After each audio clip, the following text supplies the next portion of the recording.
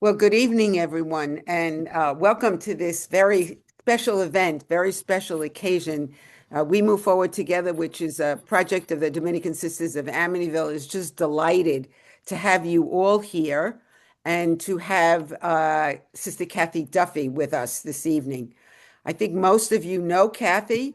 She is a professor emerita of physics and director of the Institute for Religion and Science at Chestnut Hill College. She is president of the American Teilhard Association and the editorial chair of the Teilhard Studies. Some of you might recognize this little booklet, which it's a biannual publication of the American Teilhard Association. Kathy also serves on the board of Cosmos and Creation. And her current research is around the religious essays of Jesuit paleontologist Pierre Teilhard de Chardin and the relationship of his synthesis to modern developments in science. Kathy has published three books actually, Teilhard's Mysticism, Seeing the Interface of Evolution, and then Teilhard's Struggle, Embracing the Work of Evolution, and an edited volume of essays about Teilhard's life and work entitled Rediscovering Teilhard's Fire, as well as numerous books, chapters, and articles about Teilhard. Kathy also guides evening, weekend, and week-long retreats on topics related to Teilhard's life and work. So, Kathy, I can't tell you how thrilled we are to have you here this evening. Thank you so much and welcome. So, take it away. Thank you, Margaret. It's such a pleasure to be here. Let me share my screen to begin with. There.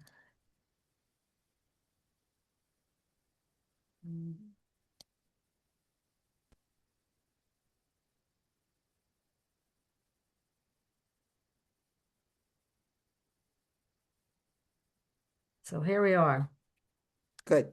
So it's such a pleasure to be here with you this Advent to explore the meaning of the mystery of the Incarnation. The topic I'm going to work on first is Incarnation and Evolutions. What we want to do is to explore the meaning of a mystery that we celebrate every Christmas, the mystery of the Incarnation. Now, I want to thank Margaret Gagliardi for inviting me here, and I'd like to thank all those who make this event possible. I know there's a lot of behind the scenes work whenever you sponsor an event. Doing it myself, I know what it takes, and so I appreciate all that you've done to make it possible. And I also want to welcome so many of my friends. There's so many of you here that I know you from the reading circle, from our congregation, from just being friends, and it's terrific to see you again. And I'm pleased and honored that you would come to join me. And I'm also happy, of course, for those who I don't know yet, and hopefully will. I wanted to start by showing you, though, the name of our association and the website. You might be interested in joining us, or at least visiting the website to see the wonderful recordings we have of our events. So, just like we work, what is it? We Move Forward Together, the American Teilhard Association and the Institute for Religion and Science at Chestnut Hill College are, trying to enrich the airspace with recordings from our events. And so if you're interested and you want to get in touch with me, there's my email. And just a few technical things before we get going. We're going to use two devices this afternoon or this evening. The first is the chat. I'm going to be asking you to write in the chat.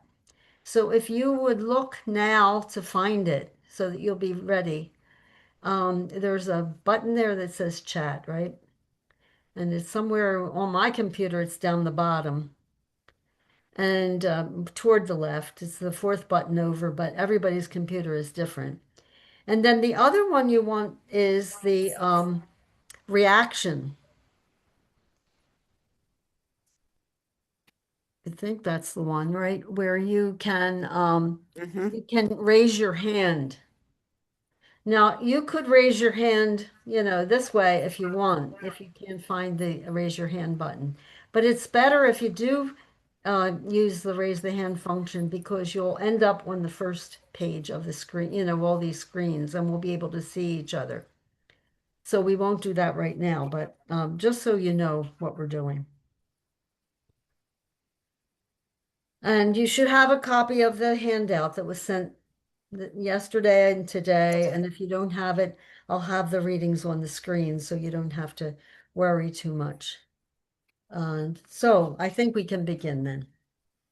So as I was reading Teilhard's Mass on the World recently with some of you, I was reading with some of you who were in my reading group, I was struck by how his presentation of the consecration of the Mass is actually a dramatic and profound presentation of the important mystery that we're looking at tonight, the mystery of the Incarnation.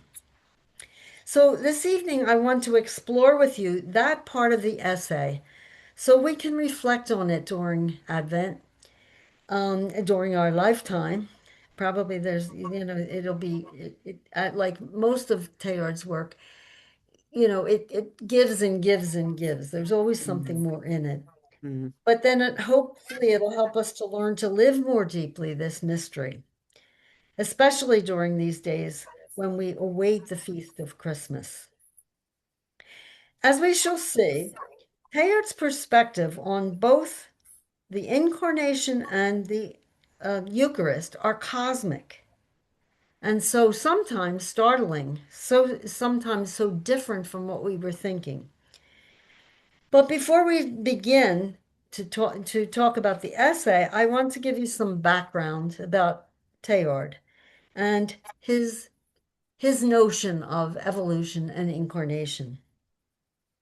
While he was studying theology during his formation period, Teilhard was struck by two strands of thought. The first was the theory of evolution, which he found so exciting and so different from the the theology he was learning, in the seminary, that he really wanted to connect it to the theology to brighten it up and to make it accessible and interesting for people. But the second was the passage that he was studying. They were studying the whole year, one of the whole years when he was in the seminary. It's a passage from the first chapter of Paul's letter to the Colossians, and it contains a subtle reference to Christ and the Incarnation. And the passage reads, "All things hold together in him," meaning Christ, of course. Now, coupling this scripture passage with his sense of an evolutionary energy, Teilhard understood that it is Christ who is holding all things together in the evolving cosmos. This insight stirred up a fire that had been smoldering within him for years. He became determined to show how, when we look at incarnation through the lenses of scripture and evolution, incarnation and evolution are actually two two sides, whoops, two sides of a single process, that they work together to create the world we know. To begin to see what Teilhard saw, we first consider the process of evolution. I'm sure most of you are aware of the Big Bang Theory, an event that many of us prefer to call the initial flaring forth. This version of the evolutionary story posits that, in the beginning, energy spewed out in all directions. And because of the great heat and pressure of the early universe, this energy began responding to the four basic forces of nature: nuclear, gravitational, and electromagnetic forces. The strong nuclear force was able to transform some of the energy into simple particles.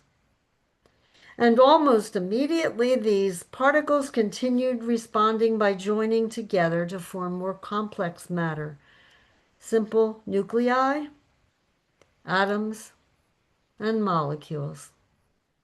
Matter that is capable of ever more complexifying activity.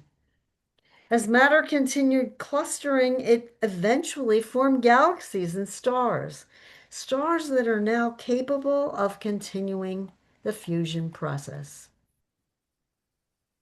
By creating more complex particles in their cores, elements that we need for life and for many other things too in our world. As Teilhard traced the ongoing development of the incarnate evolutionary world, he noticed two other forces of laws or laws that have been encouraging the cosmos to complexify. The law of creative union and the law of complexity consciousness. Now, the law of creative union states that when two or more entities see their sense of individualism, but not their identity, and unite, they become capable of more, of something new. And the law of complexity consciousness states that as matter complexifies, it becomes capable of generating and sustaining more developed forms of consciousness. And as matter becomes more conscious, it encourages greater complexity. These laws support the complexification and unification process that Teilhard saw occurring even to his day. Notice how the process of creative union creates new forms from the old forms that exist already and comes up always with something new and unexpected. And the law of complexity consciousness shows how throughout the long cosmic history, consciousness has also been evolving as it should still be today. These processes, creative union and complexity consciousness, are driving us to accept the challenge of ever greater consciousness through the practice of creative union. For instance, after a billion years, the gas and dust that formed from these new particles began clumping together because of gravity. And eventually they formed the stars and the galaxies, again coming together, matter coming together to form something new. About 10 billion years ago, after the, about 10 billion years after the initial flaring force, some of this gas and dust formed our solar system with its planets and moons, including our Earth. About a billion years later, once Earth had sufficiently formed, life appeared as one-celled plants and animals. Eventually, almost 14 billion years after the initial flaring forth, the human appeared with a brain capable of self-reflection. And the process of creative union continues, as does the process of complexity consciousness. This diagram represents the evolutionary process. Beginning on the left, follows slowly to the right to the point where we are today. A point that's almost 14 billion years after the initial flaring forth. You can imagine the tremendous amount of diversity that has been gradually forming and emerging throughout time. It's absolutely astounding. But something else has been happening throughout this time. Teilhard noticed that beside the phrase in his gospel, all things hold together in him,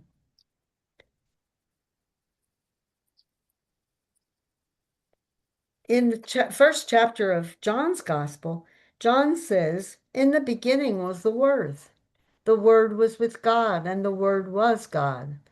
The Word was in the world, and the world came into being through him.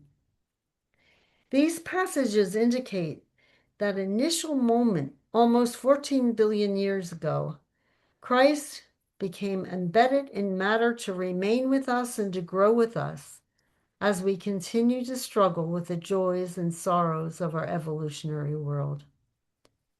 When examining together, these passages tell us that from the very moment of the initial flaring forth, Christ has been present to the newly formed evolutionary cosmos, encouraging its journey toward wholeness.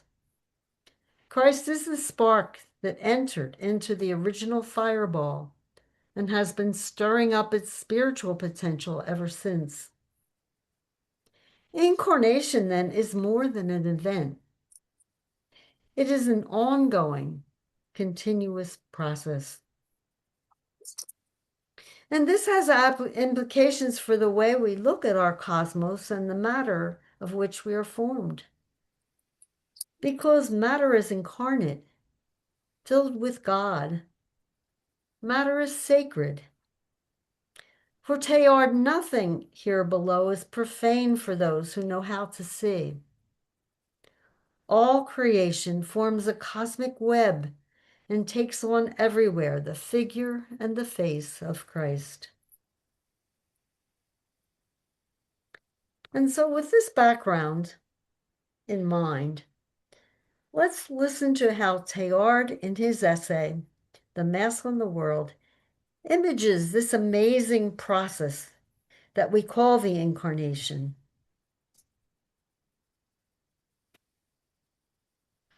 How Christ and the cosmos become one at the moment we call the beginning. Now you can read from your handout, you can read from the screen, or you can just listen to the words, whatever is your best mode of listening. So we want to listen contemplatively, and our reader will read slowly and contemplatively.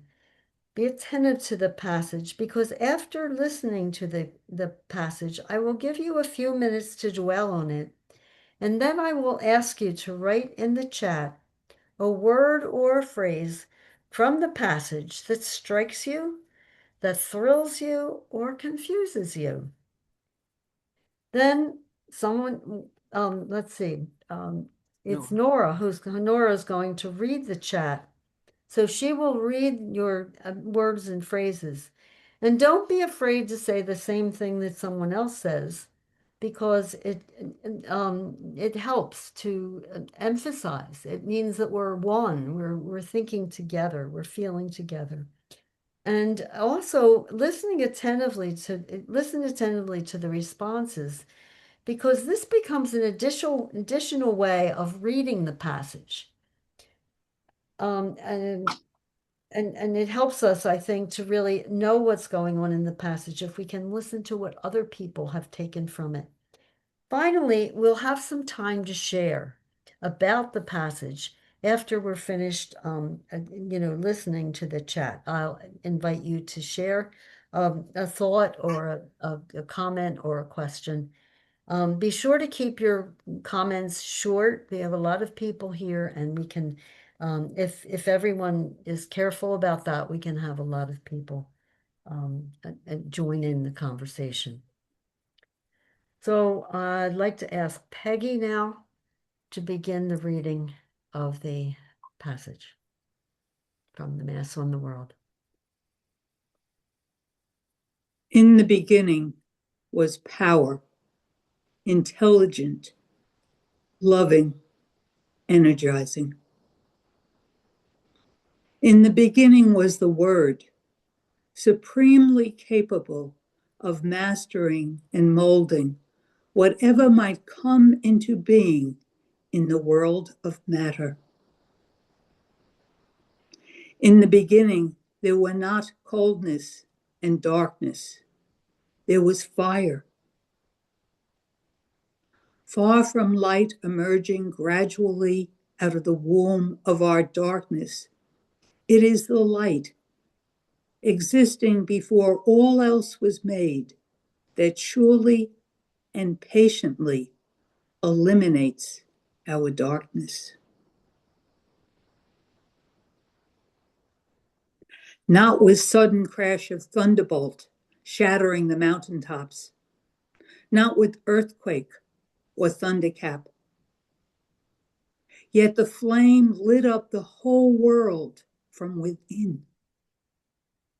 All things individually and collectively are penetrated and flooded by it from the inmost core of the tiniest atom to the mighty sweep of the most universal laws of being.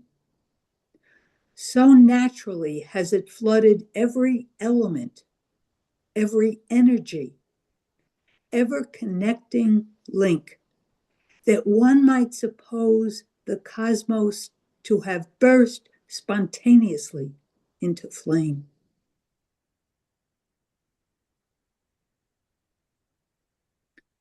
Christ is the inmost depths, the stability of that eternal milieu in which our cosmos emerges gradually into being and grows gradually to its final completeness as it loses those boundaries which to our eyes seem so immense.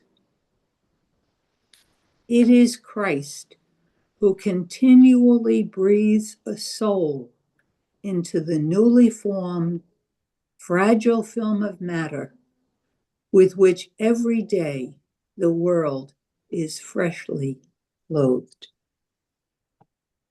Thank you so much, Peggy. That was beautifully read. Now I suggest that you take maybe 3 minutes at least to look over the reading. Let me see, I'll leave this one up in case somebody doesn't have it. But if you can, formulate in your mind, a question or, I mean, not a question, a word or a phrase that you can write eventually in the chat. But let's begin just quietly looking at the reading again.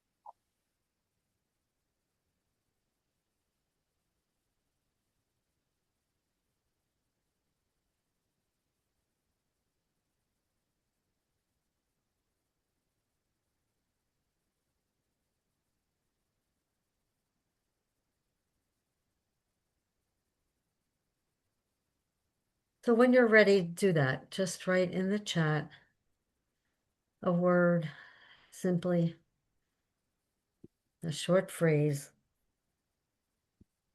something that really struck you.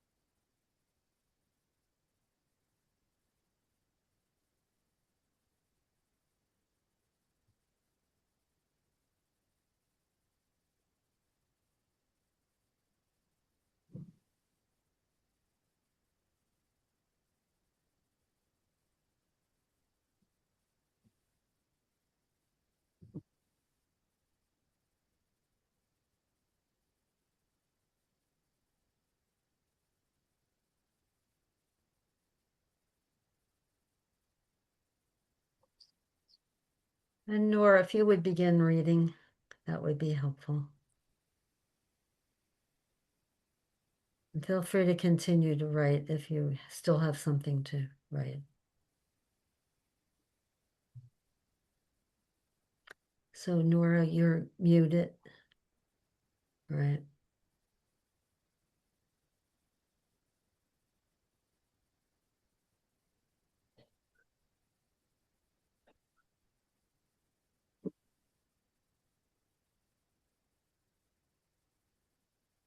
You have to unmute yourself.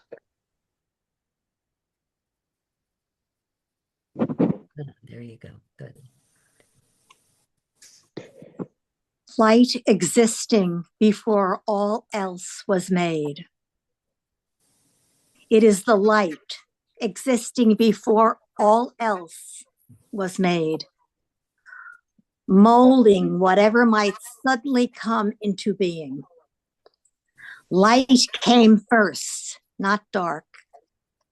Creation in the beginning. Inmost depths. Incarnation. The flame lit up the world from within. Fragile film of matter, continuously breathing a soul. Eliminates our darkness. Inmost depths. Inmost depths. Christ continually breathes a soul into the newly formed. Loses those boundaries. It loses those boundaries which to our eyes seem so immense. Christ is the stability of that eternal milieu. From the inmost core of the tiniest atom, Christ the stability of that eternal milieu. Christ the stability of the cosmos, fragile film of matter, existing before all else was made, lit up the world from within, flooded every element, gradually burst forth, fire. Christ who continually breathes the soul, flame lit up the whole world from within, out of the womb of our darkness. The word supremely capable of mastering and molding whatever might come into being. Christ is the inmost depths, the stability. Inmost depth, freshly clothed. Christ breathes into the soul. Stability of that divine milieu. Christ continually breathes a soul into matter. Thank you, Noor. I think that'll be enough for now. Okay. Thank you. That was pretty profound, though. So I appreciate your and it's always moving when people repeat, even though you don't know you're repeating, right? You don't know you're doing it right behind one another. So let's take a minute now just to be with those words.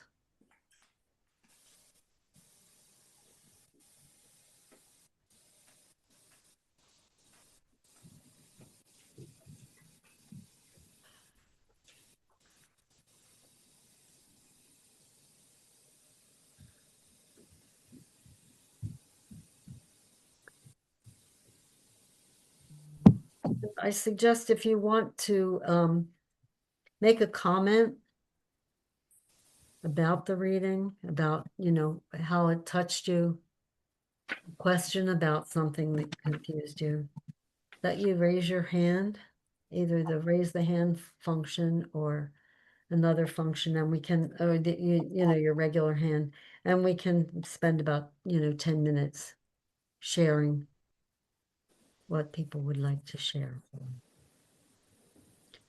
Okay, I don't know. Sam, can you unmute yourself, please? Good, this is good. Sorry, not. Okay. Good. See anybody. What grabbed my attention over and over was the word Christ. What are we talking about? Who, what is that? It's wonderful, life and light and all that. But over and over, my brain said, who are they talking about? Thank you. Thank you. Jean? Yeah, my question might be related. We're not talking about Christ in a body, I think, because the body has not yet come into evolution. So the whole understanding of Christ without a body, I guess I question, am I thinking correctly? Well, I do think, you know, our thoughts about Christ, you know, I mean, we connect Christ with Jesus too, and think about, and we'll talk about that next time, you know, a little bit more. But Christ is forming, Christ is evolving as we are, you know, I think I said that at one point. And I think, I don't know if the concern is too, what happens if you're not Christian?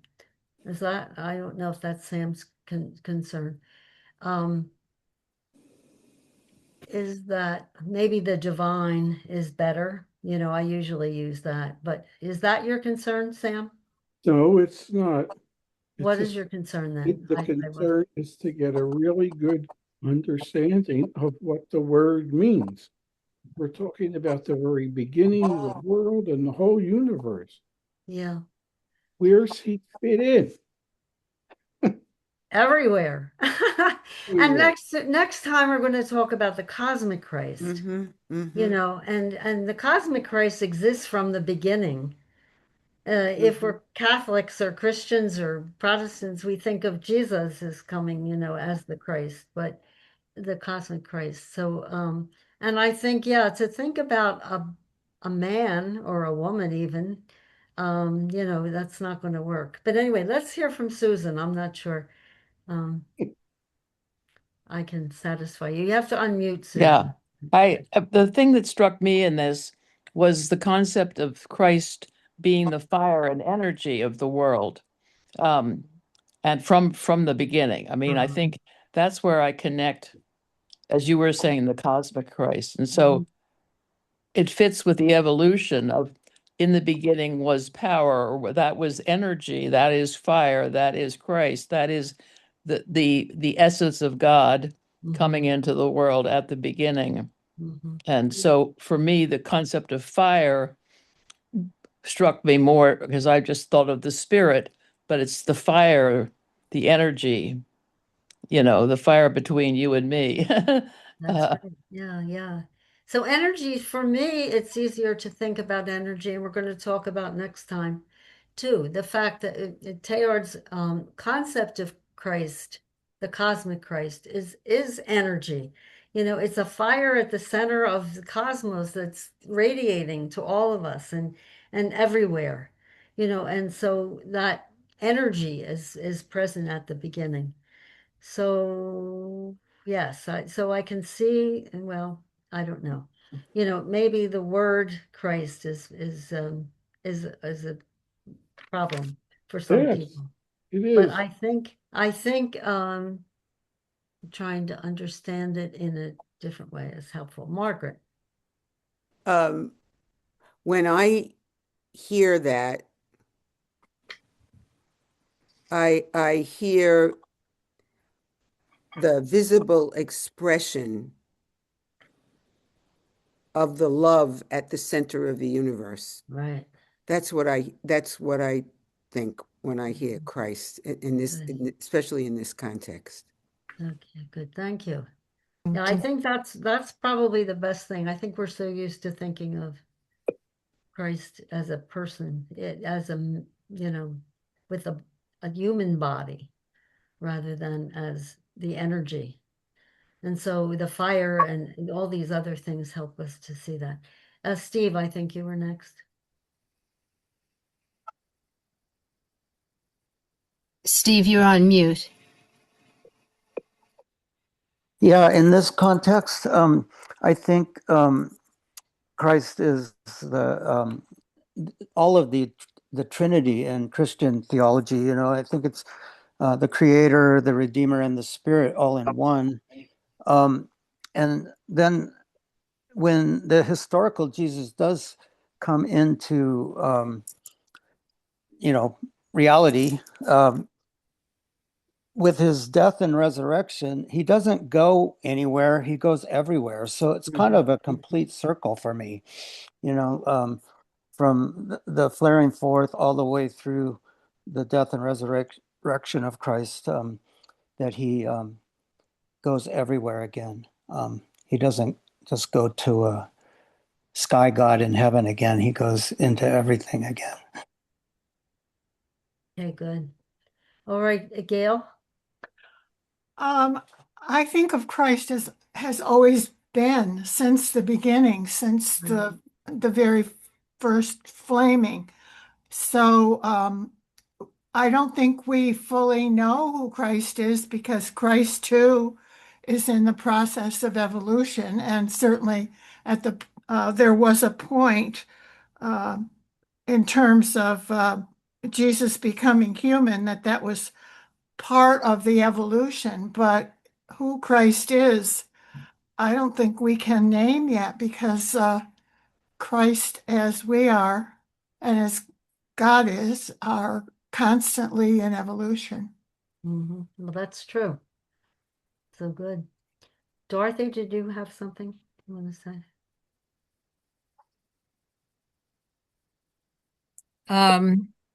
I was thinking that all evolution is matter evolving, and that Christ is at the heart of that matter, that Christ is in all of creation, and he's the heart of it and the driving force, Good. Mhm. I think that's good. And I think we better stop there because we have more to do. And we'll see where this goes. Let me see if I can, I'm sorry. Anyway, I didn't probably switch. So for the second part, I want to talk about the incarnation and the Mass on the world. Well, again, that was what we were doing the last time, but we want to look at how Teilhard connects it not only to the beginning, but also to the Mass on the world. So here we go.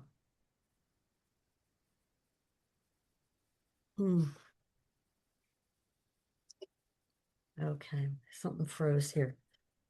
Okay, whenever Teilhard celebrated the Eucharist, he became totally aware of the mystery of the Incarnation. The bread became a symbol of the newly formed matter that was emerging that day through the process of evolution. He would beg Christ once again to breathe into the emerging matter the breath of life, a soul that would awaken it to new life. Likewise, the wine became the symbol of the pain, the suffering, the death that accompanies the evolutionary process. These were the gifts that he felt Christ wanted for Christ's self and for us also. He would implore Christ to accompany us and support us on our journey toward greater union. For Teilhard to partake of the Eucharist meant more than simply consuming the host and the wine, more than simply spending time in adoration.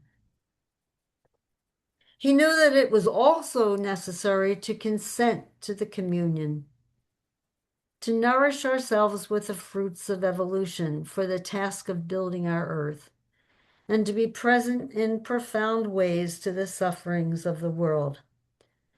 He firmly believed that everything around him is the body and the blood of Christ, of the Word, that the luminous warmth of Christ's life is truly discernible in and shines forth from the depths of every event and every element.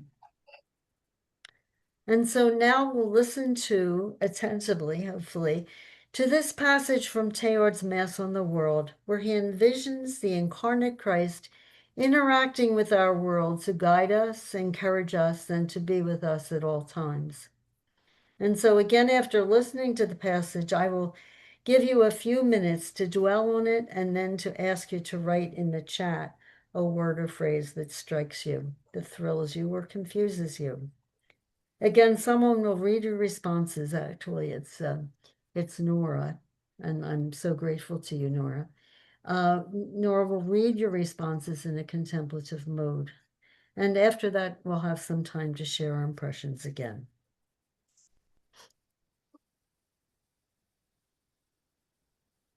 So Peggy, if you're ready. Every moment of every day, we gather into our hearts the joys and sufferings of our world and beg Christ to remold it, rectify it, recast it, to direct and transfigure it. And each day, Christ, the fire of the ongoing incarnation, breathes a soul into the newly formed fragile film of matter that is freshly clothing our earth. Each day, Christ plunges into the depths and the totality, present and past, of our world to reach us simultaneously through all that is most immense and most inward within us and around us. And every moment of every day, over every living thing that will spring up, grow, flower, ripen during the day, Christ repeats the sacred words, "This is my body." And over every death force which waits in readiness to corrode, to wither, to cut down, Christ speaks again the words that express the supreme mystery of our faith. "This is my blood." Thank you once again, Peggy. Beautiful. And so take a few minutes to go over the readings and find a word or phrase that strikes you.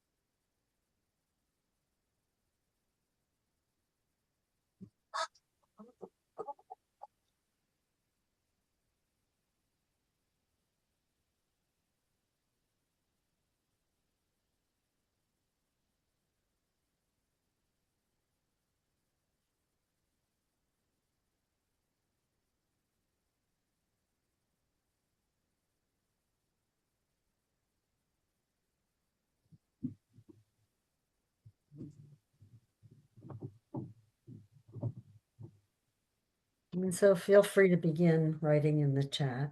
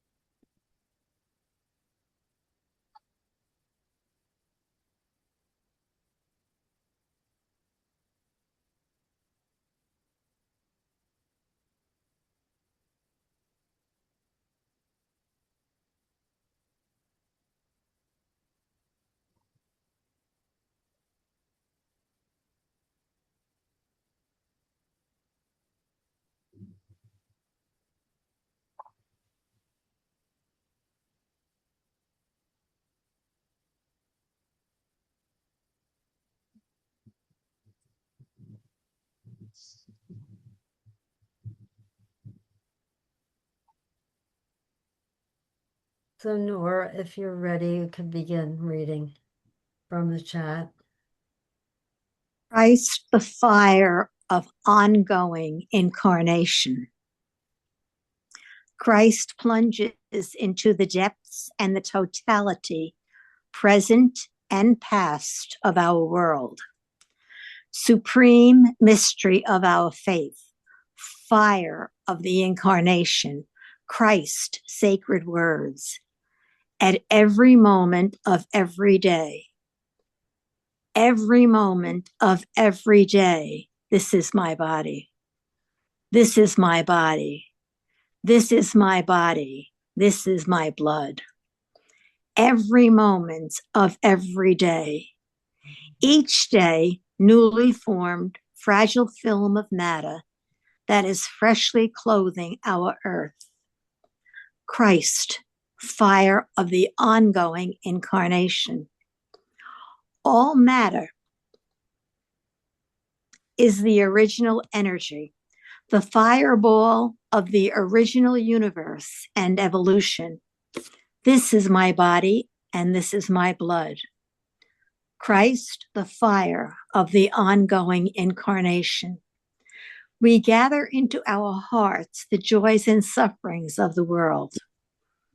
Over every death force, Christ plunges into the depths, fire of the ongoing incarnation, transfigure our joys and sufferings. Over every living thing, Christ repeats the words, "This is my body." Christ, the fire of the ongoing incarnation, the fire of the ongoing incarnation. Every moment of every day, every moment of every day. Teilhard captures the work of the incarnation, reminds me of two scriptures. I take up in myself what is lacking in the suffering of Christ, and to those who love God and are called in his plan, everything works to the good. This is my body to reach us every moment of every day. This is my body. This is my body. This is my body. This is my blood.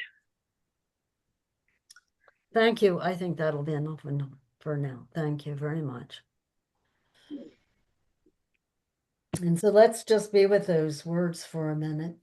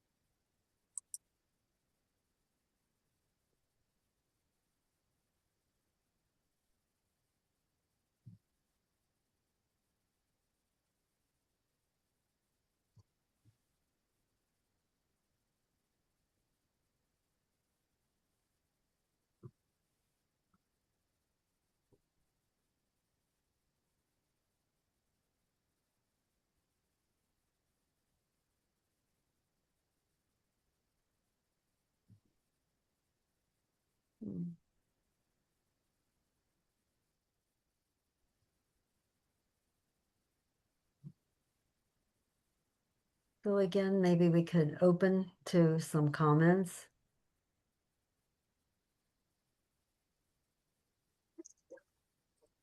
Raise your hand.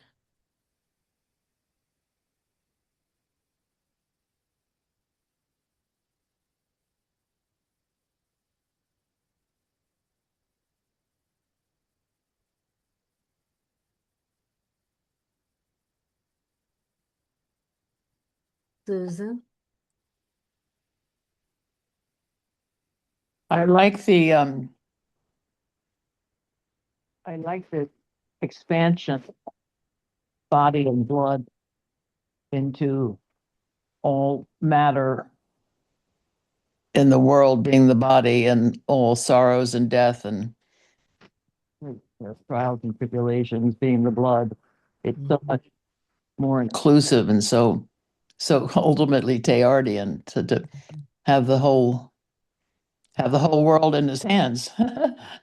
It just brought me back to that spiritual. Got the whole world in my hands. It's very cool. Good, yeah. It's so much more expansive, Yeah. and it makes so much more sense than Yes. what we Yes. It used might to think be about. palatable this way for me. I mean, it is. Well, thanks, Susan, as usual. Rosemary? Thank you. I too was struck by "This Is My Body." Oh, we're losing you. Is it your earphones? Sometimes the earphones are a problem. Can you hear me now? Yes. Okay. I was struck also by "This Is My Body, This Is My Blood," because the process of evolution, if we believe in an evolutionary God, is life and death naturally. And we suffer during that, and all of creation suffers, even in the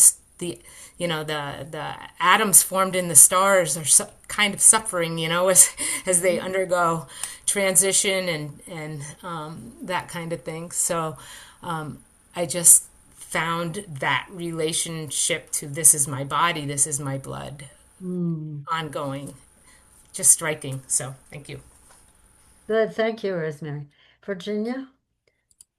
It just struck me as I was listening to Rosemary. It came a lot of it gives new depth and meaning to how Christ, when he was incarnated, said to, "I am with you always. I will be with you always," and it's because he'd always been with us.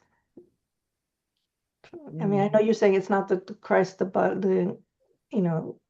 still, I think it was his essence, that was there from the beginning. That's right. Yeah. Thank you.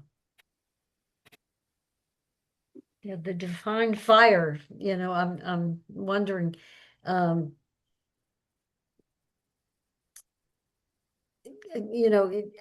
do we name something that's so amazing, So the divine fire who's there at the very beginning, encouraging us and, um,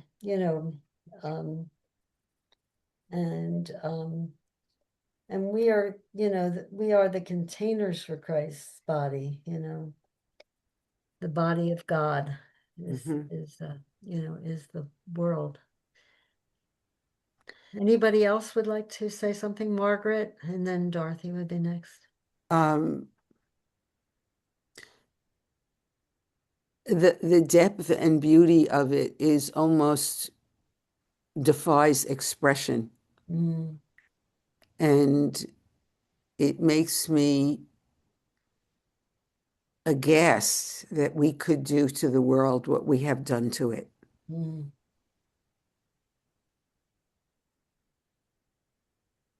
Right. If we could believe this, that the world is sacred. And what we've done to one another. Absolutely. And that each of us is sacred too. Right. Just think some of the newsreels, what we see. And what we think is okay. Yeah.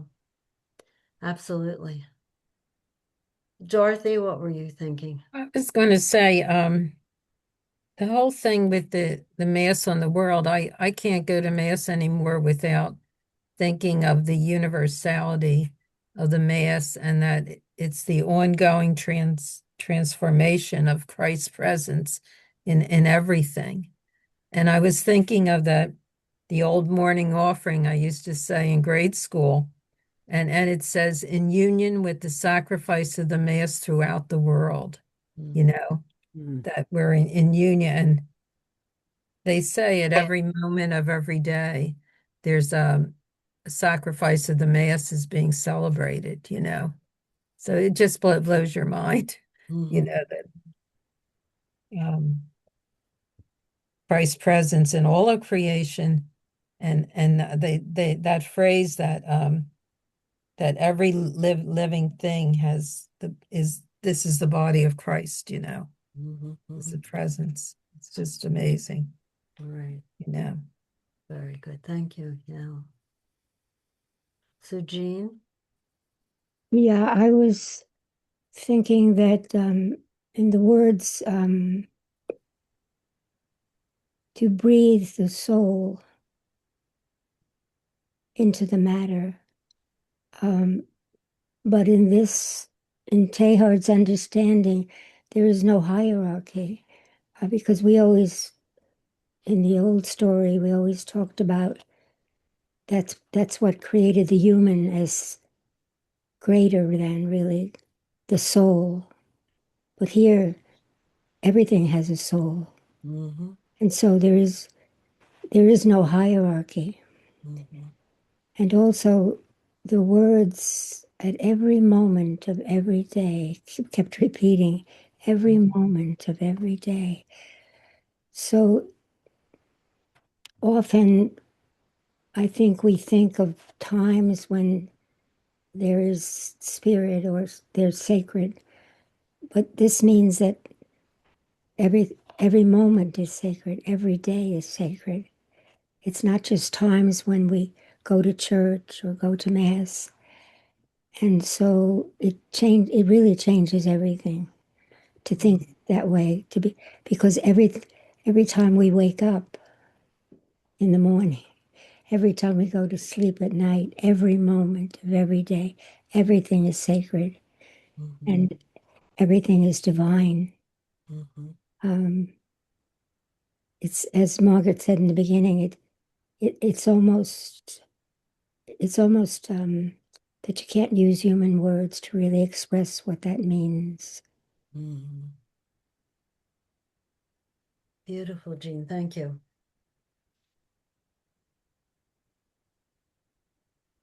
Gail? Gail? I've been thinking a lot about incarnation, and in the chat, when I put incarnation in, I didn't capitalize it because it seems to me that the incarnation has existed from the very first Big Bang or whatever we want to call it. So, but I'll speak for myself. I haven't realized that until maybe 8, 10 years ago as I began to know Teilhard a bit. So at this time of year where the incarnation is capitalized and it seems to just relate to the one term of uh, Jesus the Christ being born, it seems like such a deficit that we have had for so long, not realizing that the incarnation has happened right since the beginning and that this love energy of God has been behind it all the time. And we're just finding out about it. That's it. Good. Yeah, the love energy. I love that. The love energy that's there. Are we aware of it? And again, as Margaret said, and as Jean was saying, if we were aware of that, how different our life and our relationships would be with each other and with even more with our earth, which is really suffering right now. Uh-huh. Ted? Yes, I'm stuck with those words of readiness to corrode, right, to wither and to cut down, right? And in those moments, Jesus Christ speaks again the words. So for me, creative union or growth in complexity, growth in consciousness, this evolutionary process is not smooth sailing at all, right? So we got, historically we have had mass extinctions, we have had wars, right? Massive setbacks, and I think this faith in all in Him, and because it is His body and His blood, this should not end, right? And this should continue to grow. And I think, today it's continues to be relevant, maybe even more relevant as AI and autonomous technology, right? We're facing, particularly the younger generation, we're facing, do we have a future, right? I mean, are machines going to take over the world, right? Are humans going to be, becoming redundant or even be eliminated? At this moment, there's a lot of worries and concerns, a lot of turmoil, right, in the world, political conflicts, as well as, in our minds, right? So Christ's words of this because this is my body and because this is my blood, I think it's very, very relevant to the situation we're facing today. Great, thank you. Definitely, especially this is my blood, right? I mean, there's so much that we're tearing apart, the work of so many years, rather than building up. And we need someone to, assure us that there is a future. So the cosmic Christ, the cosmic energy. Susan? The thing that, well, after hearing this discussion, I realized that if we could spread this, if this philosophy, if this theory, if this Teilhardian philosophy and theology were spread, how the world would be different. It really, I mean, in this church, it just, no matter which church it is, it just moves so slowly that we're only what we get in churches seems to be just the tip of the iceberg. As a matter of fact, it turns people off because they realize that it's just the tip of the iceberg. And yet it's so intransigent. It's so hard to, it kind of begins to get under your skin all the time, actually. So it would be just remarkable change if people did believe this and acted on it. Yeah, so those of us who we're responsible to spread the word and To proselytize, yeah. yeah, and also to act out of the word, and not act out of, something that's less worthy of our humanhood and our existence. So we'll hope for the best of that. Yes.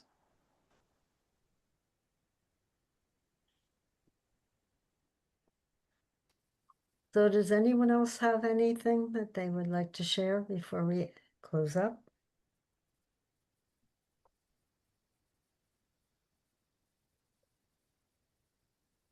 I think Kathleen, Oh, I think, Tess. I think Teilhard himself knew and warned the church that if we didn't include the science, we would become irrelevant.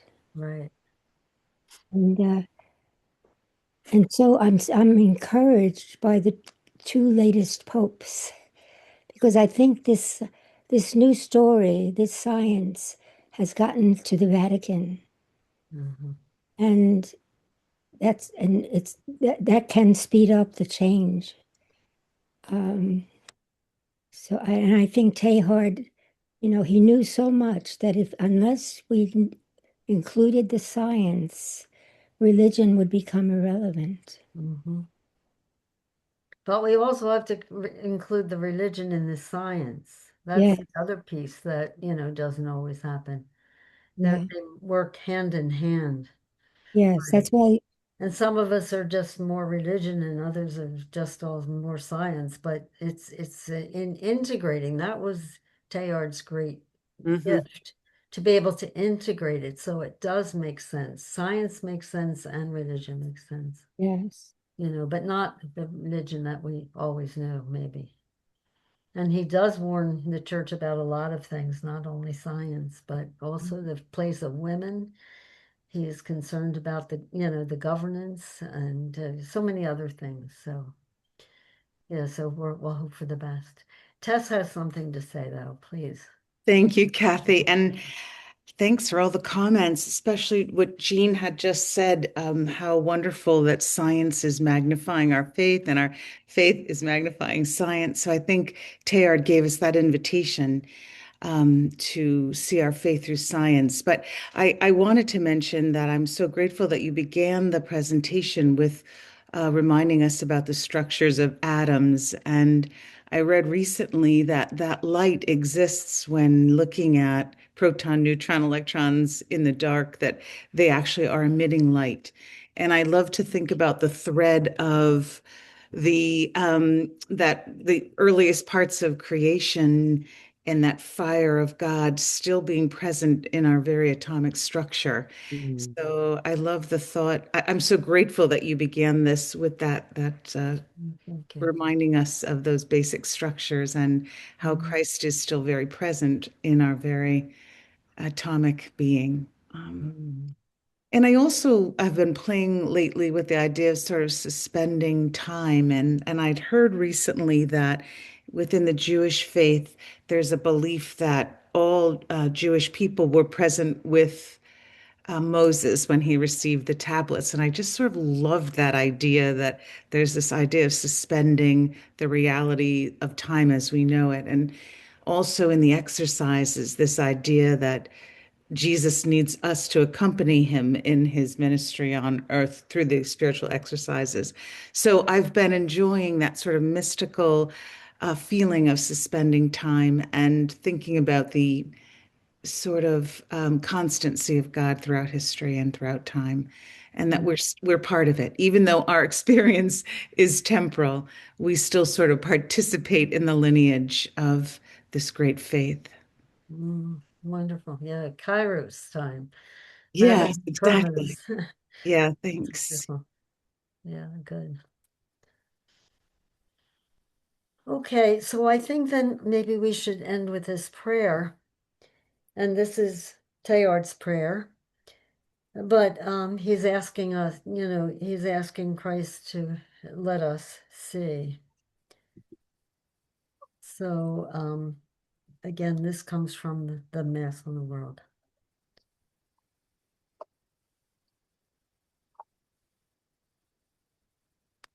So let me see. So here's the prayer. Lord, make us see. We know and feel that you are everywhere around us, but it seems that there is a veil before our eyes. Shine your face on us. Let the light of your countenance shine upon us in its universality. May your deep brilliance light up the innermost parts of the massive obscurities in which we move.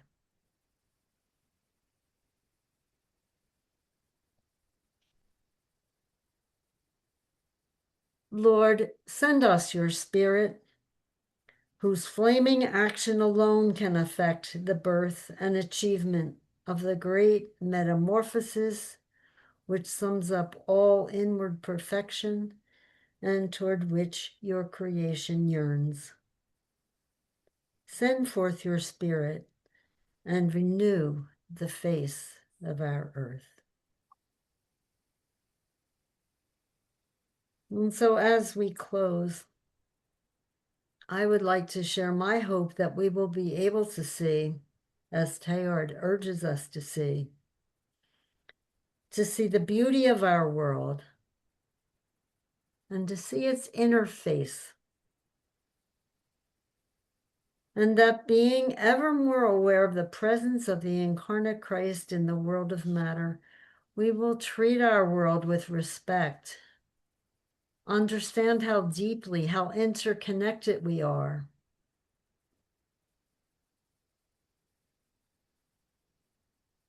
and find ways to practice creative union wherever we are and whatever we're doing. And just a reminder that 2 weeks from now, we will continue our conversation about the Incarnation, particularly looking at the connection between Jesus and the cosmic Christ. And I hope that you will be able to join us again. It's been a pleasure being with you, and thank you for your attention and your beautiful responses. And we will end with a song.